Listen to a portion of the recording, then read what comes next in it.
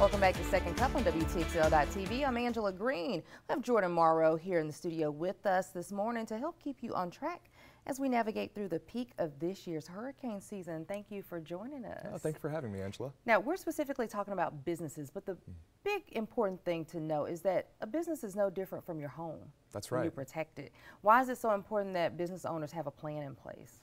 Well, it's so important because oftentimes a plan is not in place, right? So you have employees that you ought to take care of and that you need to help make sure that if something happens while you're at your business, help them be safe and stay safe. So one thing that's so important is to have a plan and also make sure that your employees know what to do in the case that a disaster does happen. Now, it seems like we have back-to-back storms here in Florida. So what are some of the biggest lessons, before we get into kind of the practices, what are the biggest lessons you guys have learned working with some of these business owners? Well, I think one thing that we've learned is that we can always do better. There's always room for improvement, and even if you practice your plan, it's important to be flexible and be adaptable for when these things happen, because unforeseen consequences do happen during storms. It's important to just be adaptable in those circumstances. Absolutely. You have so much going on. You're worried about home. You're worried about your family's homes. So what are some things that business owners can do to prepare?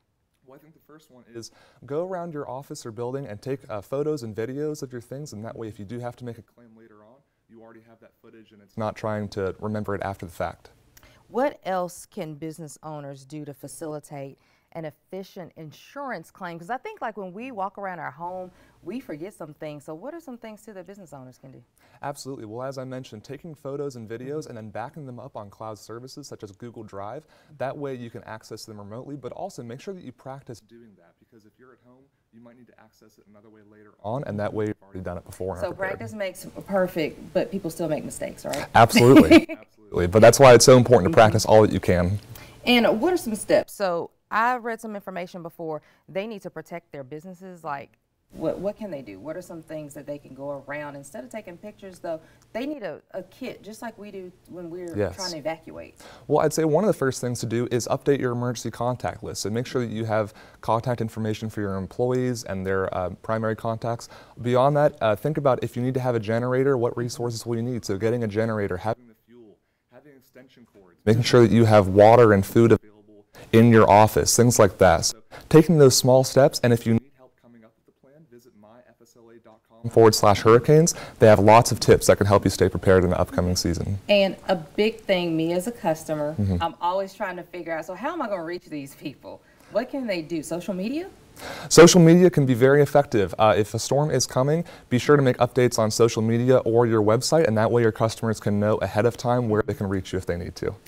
Is there like some type of drill run that people can do? You say go to the website, but do you guys make house calls to businesses too? Well, it is very important to do runs ahead of time, because that way you can really identify where are the weak points in your plan and what do you know works. So if you're able to do some run-throughs ahead of time, that's going to be very effective. Now, some people might think if I am a renter at a building, I don't have those responsibilities. I don't have to back up things because we may have a support system. Do you find that to be not true? Do we need to be proactive when we're business owners to go in and do these things? Well, I think everyone needs to be proactive, and it's better to be safe than sorry. So if you have questions, be sure to contact your insurance agent and really understand just exactly what your policy covers. And what type of vulnerabilities are you guys seeing with business owners? Well, primarily flood and wind damage is the big one. So again, make sure you contact your insurance agent, and if you need to update your policy ahead of time, now is the time to do so, because when a storm is on its way, you can't buy insurance at that point and it's too late. Now, this might be a crazy question, but not everybody is on the digital bandwagon.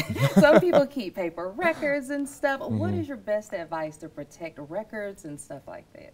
Well, if you do have paper records, it's important that you have copies in another safe location. Sometimes that can be off-site, but if not, now might be a good time for you to start digitizing those archives to better plan for the future. All right, some good advice there. Thanks so much for joining us. Thanks for having me. Now, again, we have some tips. He said you can visit. What's the website again? It's myfsla.com/hurricanes. All right, thanks so much, and stay with us. We'll be right back.